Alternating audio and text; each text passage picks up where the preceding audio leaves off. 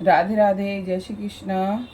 और अब हम पढ़ेंगे श्रीमद् भगवद गीता का पाठ, जिसमें हमने पहले दिन श्रीमद् भगवद गीता के पहले अध्याय का महात्म्य पढ़ा। दूसरे दिन हमने उसका अध्याय पढ़ा, पहला अध्याय पढ़ा। तो आज हम तीसरे दिन श्रीमद् भगवद गीता के दूसरे अध्याय का महात्म्य पढ़ेंगे।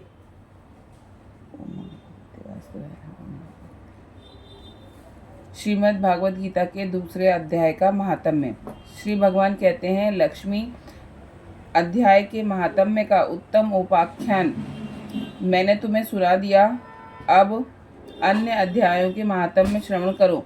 दक्षिण दिशा में वेद वेत्ता ब्राह्मणों के पुरंदरपुर नामक नगर में श्रीमान देव शर्मा नामक एक विद्वान ब्राह्मण थे। वे अतिथियों के पूजक, स्वाध्यायशील, वेद शास्त्रों के विशेषज्ञ, यज्ञों का अनुष्ठान करने वाले और तपस्वियों के सदा ही प्रिय थे। उन्होंने उत्तम द्रव्यों के द्वारा अग्नि में हवन करके दीर्घ काल तक देवताओं को तृप्त किया, किंतु उन धर्मात्मा ब्राह्मणों को कभी सदा रहने वाली शांति न मिली।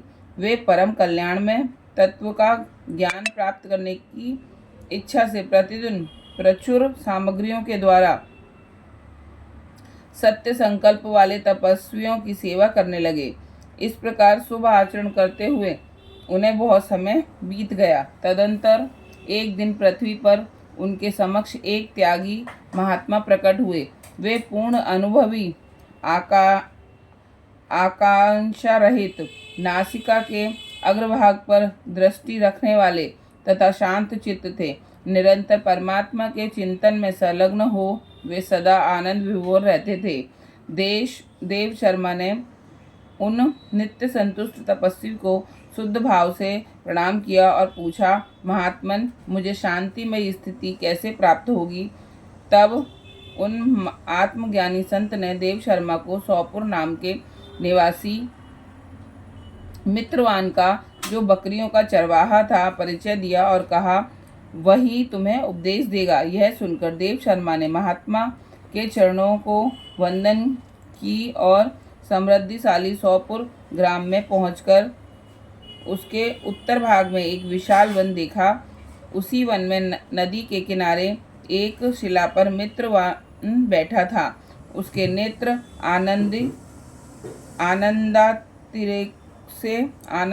आनंदित से निश्चल हो रहे थे। वह अपलक दृष्टि से देख रहा था। वह स्थान आपस का स्वाभाविक वैर छोड़कर एकत्रित हुए परस्पर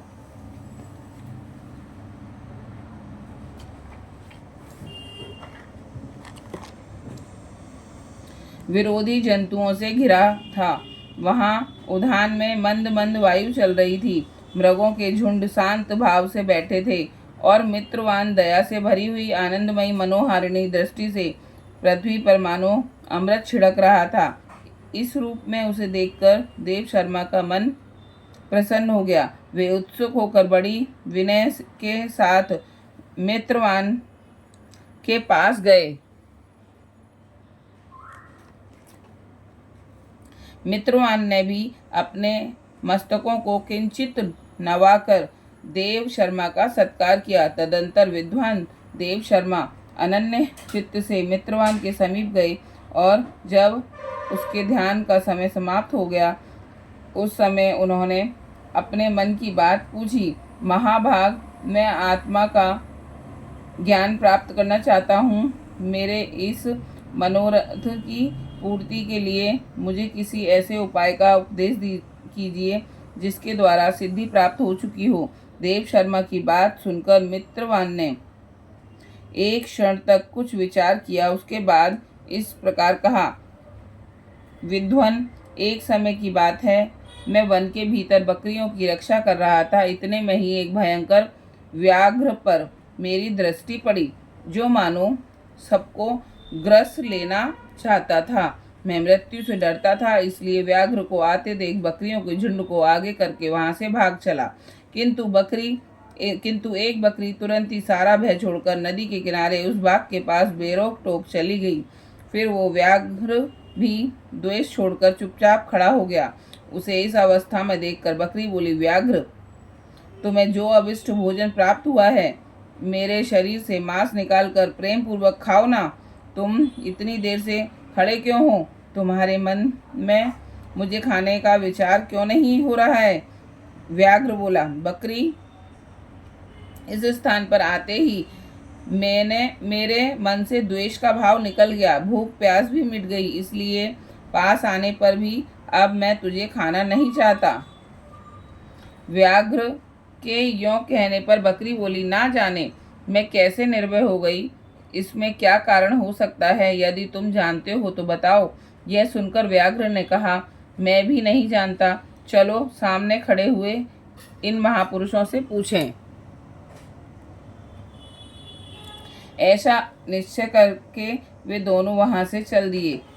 उन दोनों के स्वभाव में यह विचित्र परिवर्तन देखकर मैं बहुत विस्मय में खड़ा था। इतने में ही उन्होंने मुझसे ही आकर प्रश्न किया। वहाँ वृक्ष की शाखा पर एक वानरराज था।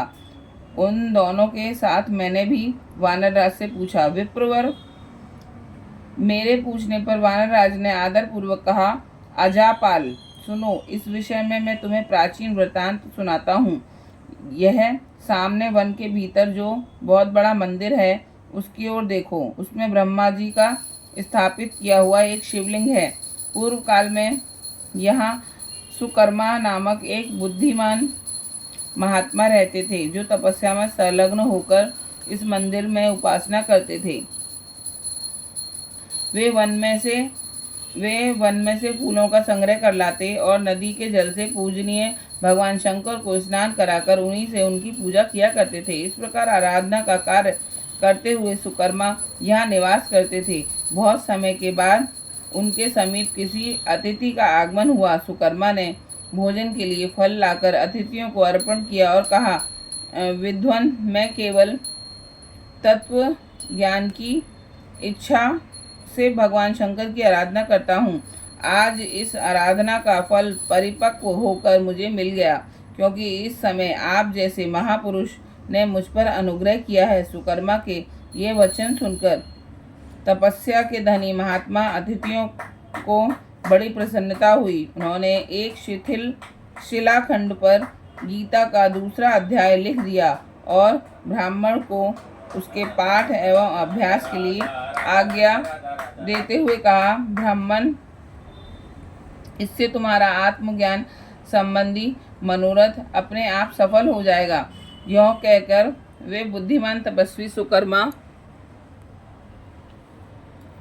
विस्मित होकर उनके आदेश के अनुसार निरंतर गीता के द्वितीय अध्याय का अभ्यास करने लगे। तदंतर दीर्घ काल के पश्चात अंतकरण शुद्ध होकर उन्हें आत्मज्ञान की प्राप्ति हुई। फिर वे जहाँ जहाँ गए वहाँ का तपोवन शांत हो गया। उनमें शीत, उष्ण और राग, द्वेष आदि की बाधाएं दूर हो गईं। इतना ही नहीं, उन स्थानों में भूख प्यास का कष्ट भी जाता रहा तथा भय का सर्वथा अभाव हो गया। यह सब द्वितीय अध्याय का जप करने वाले सुकर्मा ब्राह्मण की तपस्या का ही प्रभाव समझो। मित्रवान कहता है, वानरराज के यों कहने पर मैं प्रसन्नता पूर्वक बकरी और बाघ के साथ उस मंदिर की ओर गया। वहां जाकर शिलाखंड पर लिखे हुए गीता के द्वितीय अध्याय को मैंने देखा और पढ़ा। उसी की आवृत्ति करने से मैंने तपस्या का पार पा लिया। अतः भद्र पुरुष, तुम भी सदा द्वितीय अध्याय की आवृत्ति किया करो। ऐसा करने पर मुक्ति तुमसे दूर नहीं रहेगी। श्री भगवान कहते हैं, प्रिय मित्रवान के इस प्रकार आदेश देने पर देव शर्मा ने उसका पूजन किया और उसे प्रणाम करके पुरंदरपुर की राह ली। वहाँ किसी देवालय में पूर्वोक्त आत्मज्ञानी महात्मा को पाकर उन्होंने ये सारा वृतांत निवेदन किया और सबसे पहले उन्हीं से द्वितीय अध्याय को पढ़ा। उनसे उपदेश पाकर शुद्ध अंतकरण वाले देव शर्मा प्रतिदिन बड़ी श्रद्धा के साथ द्वितीय अध्याय का पाठ करने लगे। तब से उन्होंने अनुवग प्रशंसा के योग्य परम पद को प्राप्त किया। लक्ष्मी, यह द्वितीय अध्याय का उपाख्यान कहा गया।